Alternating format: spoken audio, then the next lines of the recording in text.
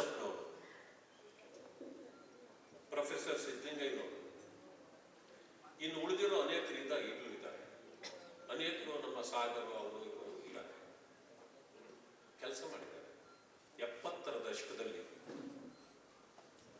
ಅಂಬೇಡ್ಕರ್ ಅವರಿಗೆ ಕೊಟ್ಟ ಗೌರವ, ಸಂವಿಧಾನಕ್ಕೆ ಸಿಕ್ಕ ಗೌರವ, ದಲಿತ ಸಮುದಾಯಗಳಿಗೆ ಸಿಕ್ಕ ಶಕ್ತಿ, ಇದು ಯಾರು ವಿವರಣೆ ಕೊಡ್ಲಿಕ್ಕೆ ಆಗೋದೇ ಇಲ್ಲ.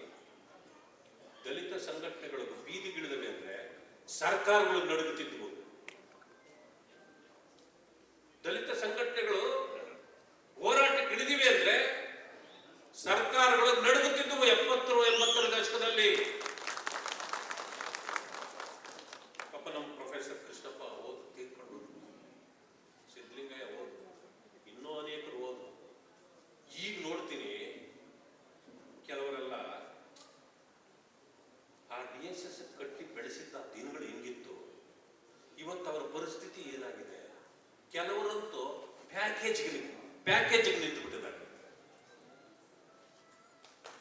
ಪ್ಯಾಕೇಜ್ಗೆ ನಿಂತು ಬಿಟ್ಟಿದ್ದಾರೆ. ಎಲ್ಲರನ್ನೂ ಹೇಳಲ್ಲ ನಾನು.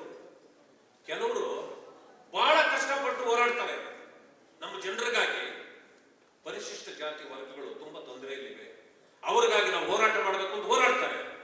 ಬೆಳಗ್ಗೆಯಿಂದ ಸಂಜೆವರೆಗೂ ಹೋರಾಡ್ತಾರೆ. ಸಂಜೆ ಅವರು ಊಟ ಇರಲ್ಲ ಆ ಲೀಡರ್ಗಳಿಗೆ, ಅವ್ರು ಬೇರೆ.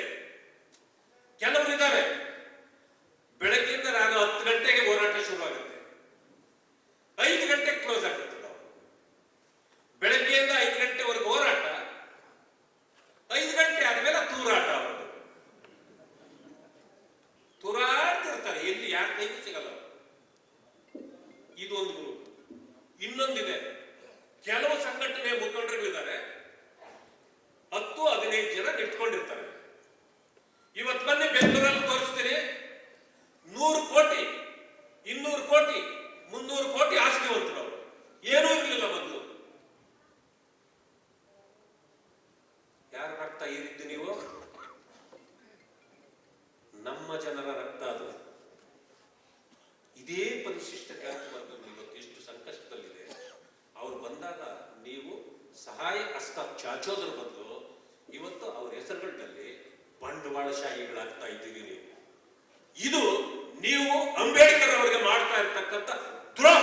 ಹೇಳ್ಬೇಕಾ ಬೇಡ?